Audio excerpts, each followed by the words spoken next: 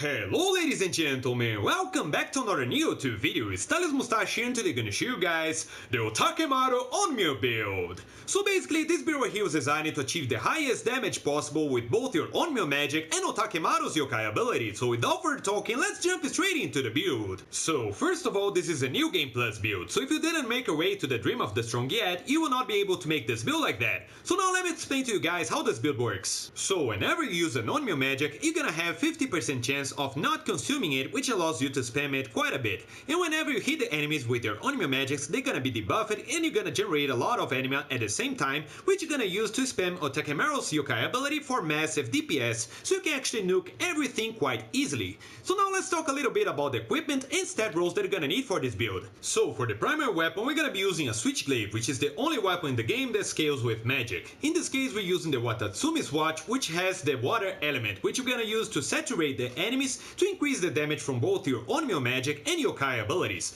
Now for the stat rolls, we're gonna look for strong attack break, life drain on melee attack, melee key damage, saturation accumulation, final blow damage, and attack bonus on either magic or courage, which is going to be the stats that are gonna level up all the way to 99 as soon as possible. Now for the secondary weapon, we're gonna be using the Kawanami Kusarigama, and that's just because of the set effect that gives us plus 22.3% efficient yokai abilities, which means that whenever you kill an enemy with an yokai ability, you're gonna be recovering plus 22.3% of the anima spent for it, which is very good for this build. Now for the primary ranged weapon, we're gonna be using any hand cannon, and that's just because of the fire damage bonus you can actually roll on it. In this case, we're using the Tetsuki cannon because of the hand cannon speed up, which helps a little bit when using this weapon. Just make sure you have fire damage and damage bonus on equipment lightness AA, so you can actually increase the damage of your fire spells and the other spells as well. Now for the secondary ranged weapon, we're gonna be using the Wire of the West bow, and that's just because of the set effect as well that gives us plus 164 life. Now for the armor pieces, we're gonna be using the Tengu Mask, which gives us plus 9.7% super efficient yokai abilities, which means that whenever you use a yokai ability, you're gonna be recovering 9.7% of the anima spent to use it. And 4 pieces of the Genmei Onmyo Meiji set, which is pretty much the best Onmyo set in this game. As you can see right here, it gives us plus 10% Onmyo magic damage, plus 52 Onmyo magic power, reduced defense when Onmyo magic hits, which is equivalent to using a weakness talisman, and plus 15% untouched Onmyo magic. So now for the stat rolls for the helmet, you're gonna need Onmyo magic power, backstab damage taken, projectile damage taken, enemy sensor, which can be replaced if you have that somewhere else, elemental damage taken while guarding, and untouched Onmyo magic. Now for the chest piece, we're gonna have elemental damage taken, Onmyo magic power, life, untouched Onmyo magic, projectile damage taken, and backstab damage taken.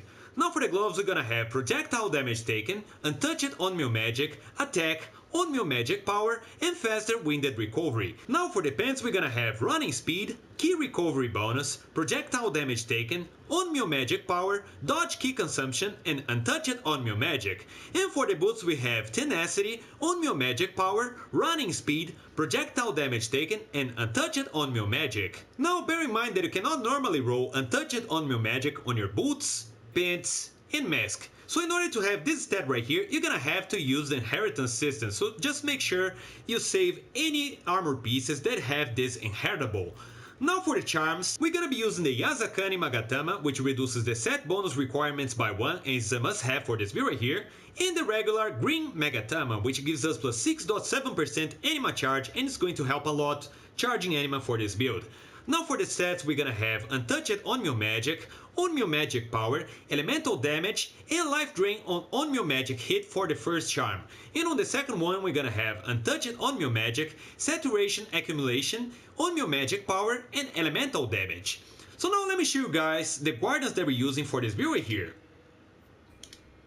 So for the primary Guardian Spirit, we're gonna be using Gamble, which is one of the best Guardian Spirits for Onmyo builds. As you can see right here, we have A- anima bonus on ranged hit, Stalwart Onmyo Magic, which makes you unstaggerable while casting, minus 5% damage taken, minus 15% elemental damage taken, A anima bonus on Onmyo Magic hit, which allows you to charge your anima bar just using Onmyo spells, and plus 5% yokai ability damage for Phantom, which is going to affect all purple soul cores. Now for the secondary Guardian Spirit, we're gonna be using Hakutaku, which gives us plus 10% yokai ability damage for Phantoms, which affects all purple soul cores. Now for the soul cores, we're gonna be using Otakemaru, which gives us +1 anima and A- anima bonus versus confused enemies, which is very easily applied with our Onmyo spells. Now bear in mind that this is going to be our main source of damage, so you must have at least one row of yokai ability damage. Yokai ability damage always not bad, but if you can get +15 yokai ability damage on this core, this is going to be the best row. So now for the secondary one, we're gonna be using Ryomen Sukuna, which gives us A- anima bonus versus confused enemies, which stacks with Otakemaru's, and A anima bonus on Onmyo magic hit, which allows us to generate lots of anima with our Onmyo spells.